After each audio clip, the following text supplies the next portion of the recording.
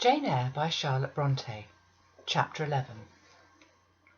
A new chapter in a novel is something like a new scene in a play, and when I draw up the curtain this time, reader, you must fancy you see a room at the George Inn at Millcote, with such large figured papering on the walls as inn-rooms have, such a carpet, such furniture, such ornaments on the mantelpiece, such prints, including a portrait of George III and another of the Prince of Wales, and a representation of the death of Wolfe. All this is visible to you by the light of an oil lamp hanging from the ceiling, and by that of an excellent fire, near which I sat in my cloak and bonnet. My muff and umbrella lie on the table, and I am warming away the numbness and chill contracted by 16 hours' exposure to the rawness of an October day. I left Loughton at 4 o'clock a.m., and the Millcote town clock is now just striking 8. Reader, though I look comfortably accommodated, I am not very tranquil in my mind. I thought when the coach stopped here there would be someone to meet me. I looked anxiously around as I descended the wooden steps, the boots placed for my convenience, expecting to hear my name pronounced and to see some description of carriage waiting to convey me to Thornfield. Nothing of the sort was visible. When I asked a waiter if anyone had been to inquire after a Miss Eyre, I was answered in the negative. So I had no resource but to request to be shown into a private room, and here I am waiting, while all sorts of doubts and fears are troubling my thoughts. It is a very strange sensation to inexperienced youth to feel itself quite alone in the world, cut adrift from every connection, uncertain whether the port to which it is bound can be reached, and prevented by many impediments from returning to that which it has quitted. The charm of adventure sweetens that sensation, the glow of pride warms it, but then the throb of fear disturbs it, and fear with me became predominant. When half an hour elapsed and still I was alone, I bethought myself to ring the bell. "Is there a place in this neighbourhood called Thornfield?" I asked of the waiter who answered the summons. "Thornfield? I don't know, ma'am. I'll inquire at the bar." He vanished, but reappeared instantly. "Is your name Eyre, miss?" "Yes." "Person here waiting for you." I jumped up, took my muff and umbrella, and hastened into the inn passage. A man was standing by the open door, and in the lamp-lit street I dimly saw a one-horse conveyance. "This'll be your luggage, I suppose," said the man rather abruptly when he saw me, pointing to my trunk in the passage. "Yes." He hoisted it onto the vehicle, which was a sort of car, and then I got in before he shut me up. I asked him how far it was to Thornfield. "A matter of 6 miles. "How long shall we be before we get there?" "Happen an hour and a half." He fastened the car door, climbed to his own seat outside, and we set off. Our progress was leisurely and gave me ample time to reflect. I was content to be at length so near the end of my journey, and as I leaned back in the comfortable though not elegant conveyance, I meditated much at my ease. I suppose, thought I, judging from the plainness of the servant and carriage, Mrs Fairfax is not a very dashing person. So much the better. I've never lived among fine people but once, and I was very miserable with them. I wonder if she lives alone except this little girl. If so, and if she is in any degree amiable, I shall surely be able to get on with her. I will do my best. It's a pity that doing one's best does not always answer. At Lowood, indeed, I took that resolution, kept it, and succeeded in pleasing. But with Mrs Reed, I remember my best was always spurned with scorn. I pray God Mrs Fairfax may not turn out a second Mrs Reed. But if she does, I'm not bound to stay with her. Let the worst come to the worst. I can advertise again. How far are we on the road now, I wonder? I let down the window and looked out. Millcote was behind us, judging by the number of its lights. It seemed a place of considerable magnitude, much larger than Loughton. We were now, as far as I could see, on a sort of common, but there were houses scattered all over the district. I felt we were in a different region to Lowood, more populous, less picturesque, more stirring, less romantic. The roads were heavy, the night misty. My conductor let his horse walk all the way, and the hour and a half extended, I verily believe, to 2 hours. At last he turned in his seat and said, "You're none so far fra Thornfield now." Again I looked out. We were passing a church. I saw its low, broad tower against the sky, and its bell was tolling a quarter. I saw a narrow galaxy of lights, too, on a hillside marking a village or hamlet. About 10 minutes after, the driver got down and opened a pair of gates. We passed through, and they clashed to behind us. We now slowly ascended a drive and came upon the long front of a house. Candlelight gleamed from one curtained bow window. All the rest were dark. The car stopped at the front door. It was opened by a maidservant. I alighted and went in. "Will you walk this way, ma'am?" said the girl, and I followed her across a square hall with high doors all round.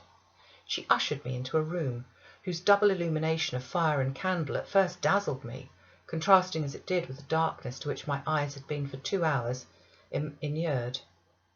When I could see, however, a cosy and agreeable picture presented itself to my view. A snug small room, a round table by a cheerful fire, an armchair high-backed and old-fashioned, wherein sat the neatest imaginable little elderly lady, in widow's cap, black silk gown, and snowy muslin apron. Exactly what I had fancied Mrs Fairfax, only less stately and milder looking. She was occupied in knitting. A large cat sat demurely at her feet. Nothing, in short, was wanting to complete the beau ideal of domestic comfort. A more reassuring introduction for a new governess could scarcely be conceived. There was no grandeur to overwhelm, no stateliness to embarrass, and then, as I entered, the old lady got up and promptly and kindly came forward to meet me. "How do you do, my dear? I'm afraid you've had a tedious ride. John drives so slowly. You must be cold. Come to the fire." "Mrs Fairfax, I suppose?" said I. "Yes, you're right. Do sit down." She conducted me to her own chair, and then began to remove my shawl and untie my bonnet strings. I begged she would not give herself so much trouble. "Oh, it's no trouble. I dare say your own hands are almost numbed with cold. Leah, make a little hot negus and cut a sandwich or two. Here are the keys to the storeroom." And she produced from her pocket a most housewifely bunch of keys and delivered them to the servant. "Now then, draw nearer to the fire," she continued. "You've brought your luggage with you, haven't you, my dear?" "Yes, ma'am." "I'll see it's carried into your room," she said, and bustled out. She treats me like a visitor, thought I. I little expected such a reception. I anticipated only coldness and stiffness. This is not like what I have heard of the treatment of governesses. But I must not exult too soon. She returned. With her own hands cleared her knitting apparatus and a book or two from the table, to make room for the tray which Leah now brought, and then herself handed me the refreshments. I felt rather confused at being the object of more attention than I'd ever before received, and that too shown by my employer and superior. But as she herself did not seem to consider she was doing anything out of her place, I thought it better to take her civilities quietly. "Shall I have the pleasure of seeing Miss Fairfax tonight?" I asked, when I had partaken of what she'd offered me. "What did you say, my dear? I'm a little deaf," returned the good lady, approaching her ear to my mouth. I repeated the question more distinctly. "Miss Fairfax? Oh, you mean Miss Varens. Varens is the name of your future pupil." "Indeed? Then she's not your daughter?" "No, I have no family." I should have followed up my first inquiry by asking in what way Miss Varens was connected with her, but I recollected it was not polite to ask too many questions. Besides, I was sure to hear in time. I'm so glad, she continued, as she sat down opposite to me and took the cat on her knee. I'm so glad you are come. It will be quite pleasant living here now, and a companion. To be sure, it is pleasant at any time, for Thornfield is a fine old hall, rather neglected of late years perhaps, but still it's a respectable place. Yet you know in winter time one feels dreary quite alone, in the best quarters. I say alone. Leah is a nice girl to be sure, and John and his wife are very decent people, but then you see they're only servants, and one can't converse with them on terms of equality. One must keep them at due distance, for fear of losing one's authority. I'm sure last winter, it was a very severe one if you recollect, and when it did not snow it rained and blew, not a creature but the butcher and postman came to the house, from November till February, and I really got quite melancholy with sitting night after night alone. I had Leah in to read to me sometimes, but I don't think the poor girl liked the task much. She felt it confining. In spring and summer one got on better. Sunshine and long days make such a difference. And then, just at the commencement of this autumn, little Adele Varens came and her nurse. A child makes a house alive all at once, and now you are here I shall be quite gay. My heart really warmed to the worthy lady as I heard her talk, and I drew my chair a little nearer to her, and expressed my sincere wish that she might find my company as agreeable as she'd anticipated. "But I'll not keep you sitting up late tonight," said she. "It is on the stroke of 12 now, and you've been travelling all day. You must feel tired. If you've got your feet well warmed, I'll show you to your bedroom. I've had the room next to mine prepared for you. It's only a small apartment, but I thought you'd like it better than one of the large front chambers. To be sure, they have finer furniture, but they're so dreary and solitary. I never sleep in them myself."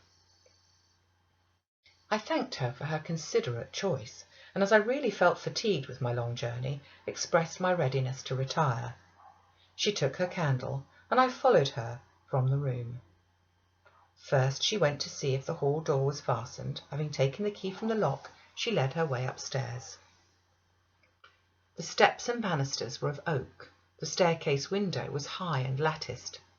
Both it and the long gallery into which the bedroom doors opened looked as if they belonged to a church rather than a house. A very chill and vault-like air pervaded the stairs and gallery, suggesting cheerless ideas of space and solitude, and I was glad, when finally ushered into my chamber, to find it of small dimensions and furnished in ordinary modern style. When Mrs Fairfax had bidden me a kind good night, and I'd fastened my door, gazed leisurely round, and in some measure effaced the eerie impression made by that wide hall, that dark and spacious staircase, and that long, cold gallery, by the livelier aspect of my little room, I remembered that after a day of bodily fatigue and mental anxiety, I was now at last in safe haven.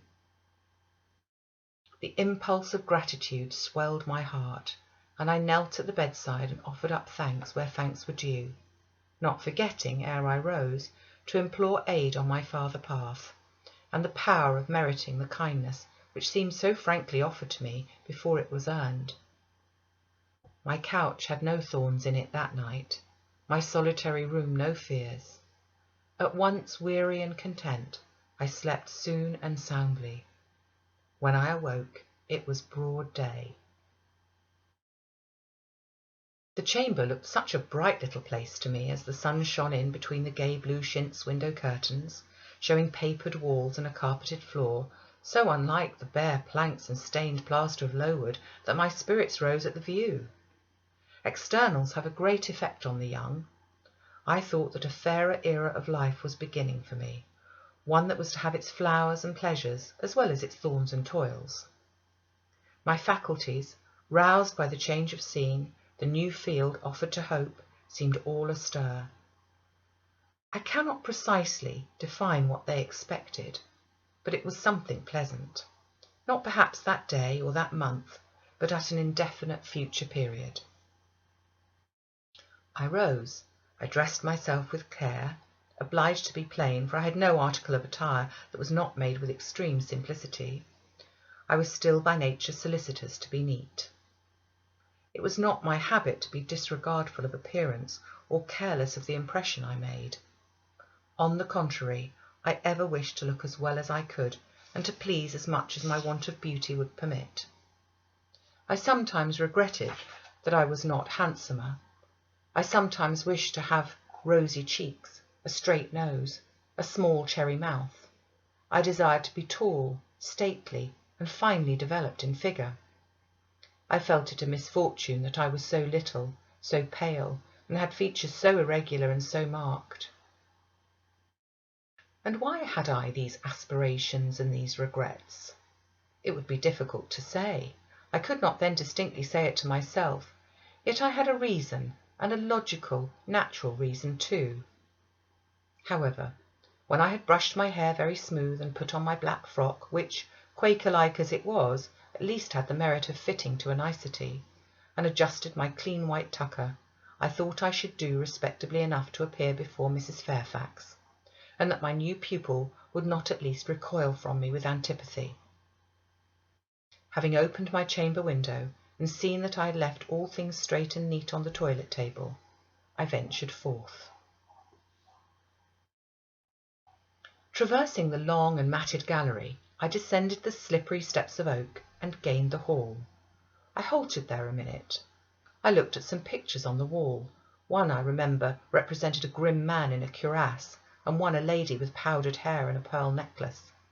At a bronze lamp pendant from the ceiling, at a great clock whose case was of oak curiously carved, and ebon black with time and rubbing. Everything appeared very stately and imposing to me. But then I was so little accustomed to grandeur. The hall door, which was half glass, stood open. I stepped over the threshold. It was a fine autumn morning. The early sun shone serenely on embrowned groves and still green fields. Advancing onto the lawn, I looked up and surveyed the front of the mansion.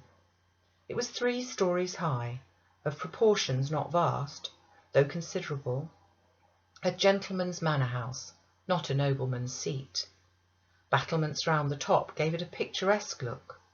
Its grey front stood out well from the background of a rookery whose cawing tenants were now on the wing. They flew over the lawn and grounds to alight in a great meadow from which these were separated by a sunk fence, and where an array of mighty old thorn trees, strong, knotty, and broad as oaks, at once explained the etymology of the mansion's designation. Farther off were the hills, not so lofty as those round Lowood, nor so craggy, nor so like barriers of separation from the living world, but yet quiet and lonely hills enough, and seeming to embrace Thornfield with a seclusion I had not expected to find existent so near the stirring locality of Millcote. A little hamlet, whose roofs were blent with trees, straggled up the side of one of these hills. The church of the district stood near a Thornfield. Its old tower top looked over a knoll between the house and gates. I was yet enjoying the calm prospect and pleasant fresh air, yet listening with delight to the cawing of the rooks, yet surveying the wide hoary front of the hall and thinking what a great place it was for one lonely little dame like Mrs Fairfax to inhabit, when that lady appeared at the door. "What, out already?" said she. "I see you are an early riser." I went up to her and was received with an affable kiss and shake of the hand. "How do you like Thornfield?" she asked, and I told her I liked it very much. "Yes," she said, "it is a pretty place, but I fear it will be getting out of order unless Mr Rochester should take it into his head to come and reside here permanently, or at least visit it rather oftener. Great houses and fine grounds require the presence of the proprietor." "Mr Rochester!"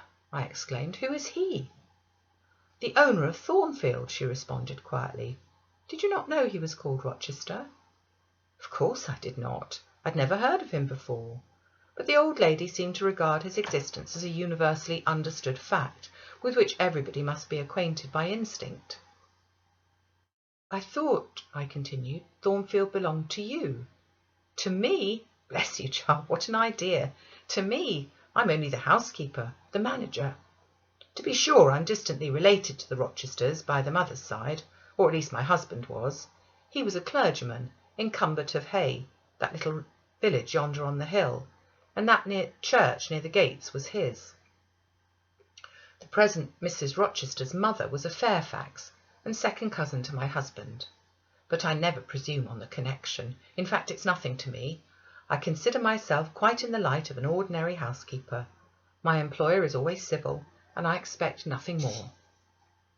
"And the little girl, my pupil?" "She is Mr Rochester's ward. He commissioned me to find a governess for her. He intends to have her brought up in Shire, I believe. Here she comes with her bonne, as she calls her nurse." The enigma then was explained. This affable and kind little widow was no great dame, but a dependent like myself. I did not like her the worse for that. On the contrary, I felt better pleased than ever. The equality between her and me was real, not the mere result of condescension on her part. So much the better. My position was all the freer. As I was meditating on this discovery, a little girl, followed by her attendant, came running up the lawn. I looked at my pupil, who did not at first appear to notice me. She was quite a child, perhaps 7 or 8 years old, slightly built, with a pale, small-featured face, and a redundancy of hair falling in curls to her waist. "Good morning, Miss Adela," said Mrs Fairfax. "Come and speak to the lady who is to teach you, and to make you a clever woman some day." She approached. "C'est là ma gouvernante?" said she, pointing to me and addressing her nurse, who answered, "Mais oui, certainement." "Are they foreigners?" I inquired, amazed at hearing the French language. "The nurse is a foreigner, and Adela was born on the continent, and I believe never left it till within 6 months ago. When she first came here she could speak no English. Now she can make shift to talk it a little. I don't understand her, she mixes it so well with French, but you will make out her meaning very well, I dare say."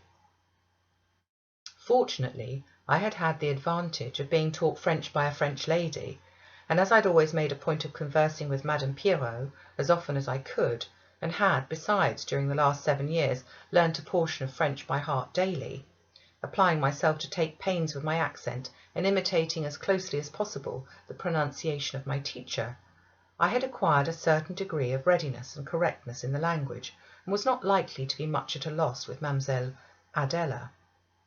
She came and shook hands with me when she heard that I was her governess, and as I led her in to breakfast, I addressed some phrases to her in her own tongue.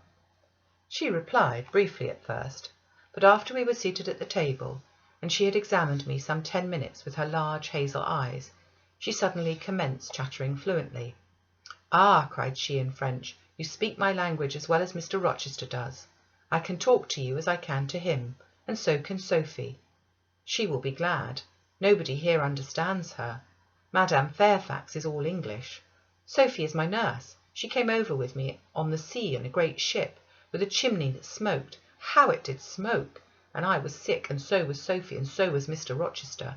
Mr Rochester lay down on a sofa in a pretty room called the salon, and Sophie and I had little beds in another place.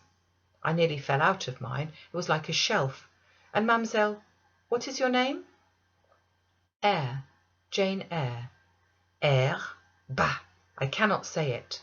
Well, our ship stopped in the morning before it was quite daylight, at a great city, a huge city with very dark houses and all smoky, not at all like the pretty clean town I came from, and Mr Rochester carried me in his arms over a plank to the land, and Sophie came after, and we all got into a coach which took us to a beautiful large house, larger than this and finer, called an hotel. We stayed there nearly a week. I and Sophie used to walk every day in a great green place full of trees, called the park, and there were many children there besides me, and a pond with beautiful birds in it that I fed with crumbs." "Can you understand her when she runs on so fast?" asked Mrs Fairfax. I understood her very well, for I had been accustomed to the fluent tongue of Madame Pirot. "I wish," continued the good lady, "you would ask a question or two about her parents. I wonder if she remembers them." "Adele," I inquired, "with whom did you live when you were in that pretty clean town you spoke of?" "I lived long ago with Mamma, but she's gone to the Holy Virgin. Mamma used to teach me to dance and sing and to say verses. A great many ladies and gentlemen came to see Mamma, and I used to dance before them or sit on their knees and sing to them. I liked it. Shall I let you hear me sing now?" She'd finished her breakfast, so I permitted her to give a specimen of her accomplishments. Descending from her chair, she came and placed herself on my knee. Then folding her little hands demurely before her, shaking back her curls and lifting her eyes to the ceiling, she commenced singing a song from some opera. It was the strain of a forsaken lady who, after bewailing the perfidy of her lover, calls pride to her aid, desires her attendant to deck her in the brightest jewels and richest robes, and resolves to meet the false one that night at a ball, and prove to him, by the gaiety of her demeanour, how little his desertion has affected her. The subject seemed strangely chosen for an infant singer, but I suppose the point of exhibition lay in the hearing. The notes of love and jealousy warbled with the lisp of childhood, and in the very bad taste that point was. At least I thought so. Adele sang the canzonette tunefully enough, and with the naivety of her age. This achieved, she jumped from my knee and said, "Now, mademoiselle, I will repeat you some poetry." Assuming an attitude, she began La Ligue des Rats, Fable de La Fontaine. She then declaimed the little piece with an attention to punctuation and emphasis, a flexibility of voice and an appropriateness of gesture very unusual indeed at her age, and which proved she'd been carefully trained. "Was it your mamma who taught you that piece?" I asked. "Yes, and she just used to say it in this way. Qu'avez-vous donc? Lui dit un de ces rats parler." She made me lift my hand, so, to remind me to raise my voice at the question. "Now, shall I dance for you?" "No, that will do. But after your mother went to the Holy Virgin, as you say, with whom did you live then?" "With Madame Frédéric and her husband. She took care of me, but she's nothing related to me. I think she is poor, for she had not so fine a house as mamma. I was not long there. Mr Rochester asked me if I would like to go and live with him in England, and I said yes, for I knew Mr Rochester before I knew Madame Frédéric, and he was always kind to me and gave me pretty dresses and toys. But you see, he's not kept his word, for he has brought me to England, and now he has gone back again himself, and I never see him." After breakfast, Adele and I withdrew to the library, which room it appears Mr Rochester had directed should be used as the schoolroom.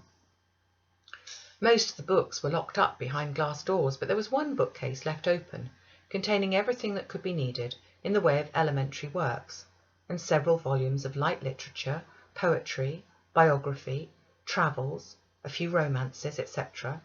I suppose he'd considered that these were all the governess would require for her private perusal, and indeed they contented me amply for the present. Compared with the scanty pickings I had now and then been able to glean at Lowood, they seemed to offer an abundant harvest of entertainment and information. In this room, too, there was a cabinet piano, quite new and of superior tone, and also an easel for painting, and a pair of globes. I found my pupil sufficiently docile, though disinclined to apply. She had not been used to regular occupation of any kind. I felt it would be injudicious to confine her too much at first. So when I talked to her a great deal and got her to learn a little, and when the morning had advanced to noon, I allowed her to return to her nurse. I then proposed to occupy myself till dinner time in drawing some little sketches for her use. As I was going upstairs to fetch my portfolio and pencils, Mrs Fairfax called to me. "Your morning school hours are over now, I suppose," said she. She was in a room, the folding doors of which stood open. I went in when she addressed me. It was a large, stately apartment with purple chairs and curtains, a Turkey carpet, walnut-panelled walls, one vast window rich in stained glass, and a lofty ceiling, nobly moulded. Mrs Fairfax was dusting some vases of fine purple spar, which stood on a sideboard. "What a beautiful room!" I exclaimed as I looked around, for I had never before seen any half so imposing. "Yes, this is the dining room. I've just opened the window to let in a little air and sunshine, for everything gets so damp in apartments that are seldom inhabited. The drawing-room yonder feels like a vault." She pointed to a wide arch corresponding to the window, and hung like it with a Tyrian-dyed curtain now looped up.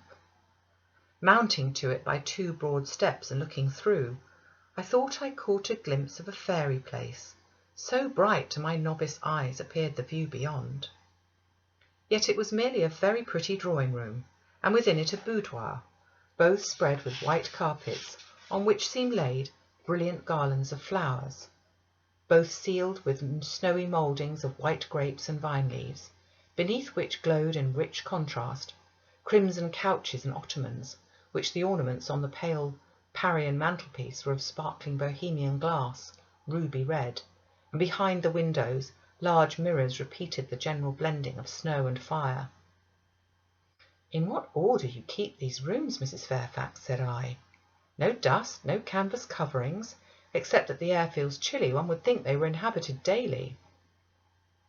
"Why, Miss Eyre, though Mr Rochester's visits here are rare, they are always sudden and unexpected, and as I observed that it put him out to find everything swathed up, and to have a bustle of arrangement on his arrival, I thought it best to keep the rooms in readiness." "Is Mr Rochester an exacting, fastidious sort of man?" "Not particularly so, but he has a gentleman's tastes and habits, and he expects to have things managed in conformity to them." "Do you like him? Is he generally liked?" "Oh yes. The family have always been respected here. Almost all the land in this neighbourhood, as far as you can see, has belonged to the Rochesters, time out of mind." "Well, but leaving his land out of the question, do you like him? Is he liked for himself?" "I have no cause to do otherwise than like him, and I believe he's considered a just and liberal landlord by his tenants. But he's never lived much amongst them." "But has he no peculiarities? What, in short, is his character?" "Oh, his character is unimpeachable, I suppose. He's rather peculiar, perhaps. He's travelled a great deal and seen a great deal of the world, I should think. I dare say he's clever, but I never had much conversation with him." "In what way is he peculiar?" "I don't know. It's not easy to describe. Nothing striking, but you feel it when he speaks to you. You cannot always be sure whether he's in jest or earnest, whether he's pleased or the contrary. You don't thoroughly understand him, in short, at least I don't. But it's of no consequence. He's a very good master." This was all the account I got from Mrs Fairfax of her employer and mine.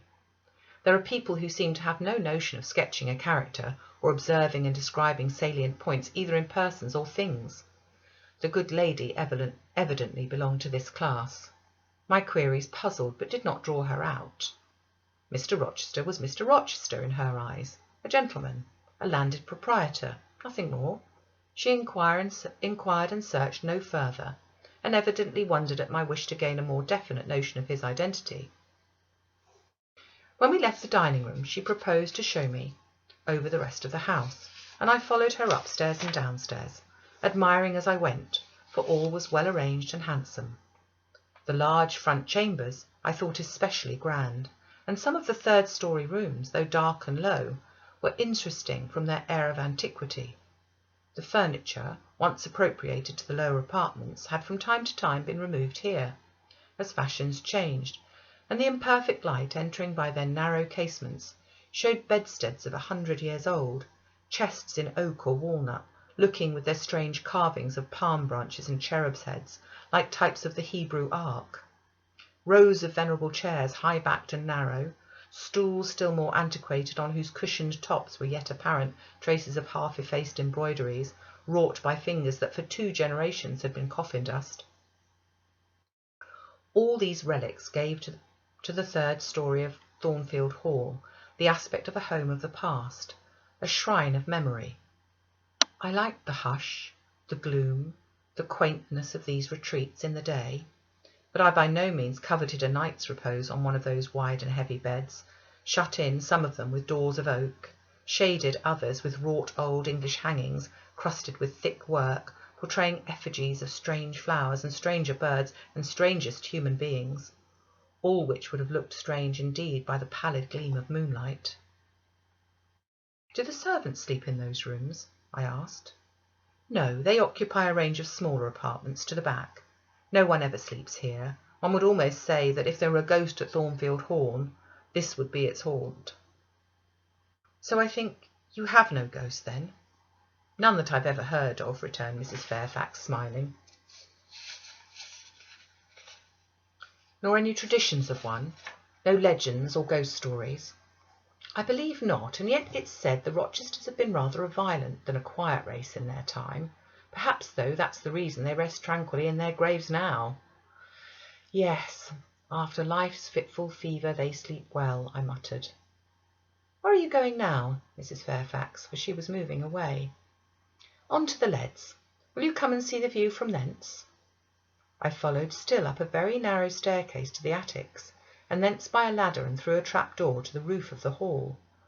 I was now on a level with the crow colony and could see into their nests. Leaning over the battlements and looking far down, I surveyed the grounds laid out like a map.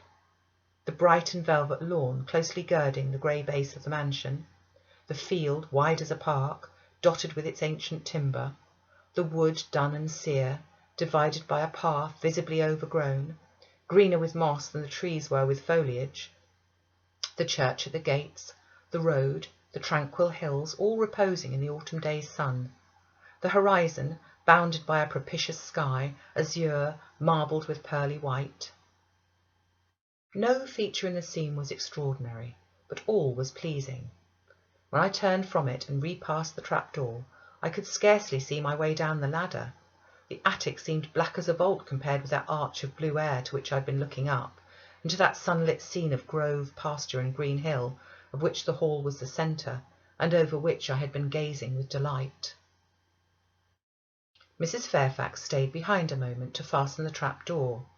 I, by dint of groping, found the outlet from the attic, and proceeded to descend the narrow garret staircase. I lingered in the long passage to which this led, separating the front and back rooms of the third story, narrow, low, and dim, with only one little window at the far end, and looking, with its 2 rows of small black doors all shut, like a corridor in some Bluebeard's castle.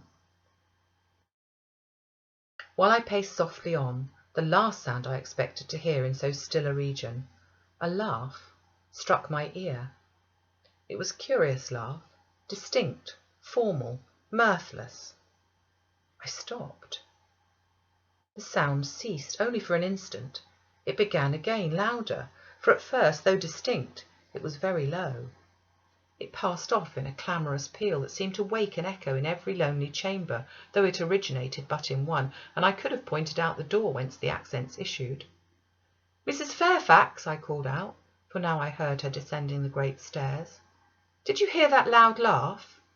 Who is it?" "Some of the servants, very likely," she answered. "Perhaps Grace Poole." "Did you hear it?" I again inquired. "Yes, plainly. I often hear her. She sews in one of these rooms. Sometimes Leah is with her. They're frequently noisy together." The laugh was repeated in its low syllabic tone, and terminated in an odd manner. "Grace!" exclaimed Mrs Fairfax. I really did not expect any Grace to answer, for the laugh was as tragic as preternatural a laugh as any I'd ever heard. And, but that it was high noon, and that no circumstance of ghostliness accompanied the curious cachinnation, but that neither scene nor season favoured fear, I should have been superstitiously afraid. However, the event showed me I was a fool for entertaining a sense even of surprise. The door nearest me opened, and a servant came out, a woman of between 30 and 40, a set, square-made figure, red-haired, and with a hard, plain face. Any apparition less romantic or less ghostly could scarcely be conceived. "Too much noise, Grace," said Mrs Fairfax. "Remember directions." Grace curtsied, silently, and went in. "She is a person we have to sew and assist Leah in her housemaid's work," continued the widow. "Not altogether unobjectionable in some points, but she does well enough. By the by, how have you got on with your new pupil this morning?" The conversation thus turned on Adele, continued till we reached the light and cheerful region below. Adele came running to meet us in the hall, exclaiming, "Mesdames, vous êtes servies," adding, "J'ai bien faim, moi." We found dinner ready and waiting for us in Mrs Fairfax's room.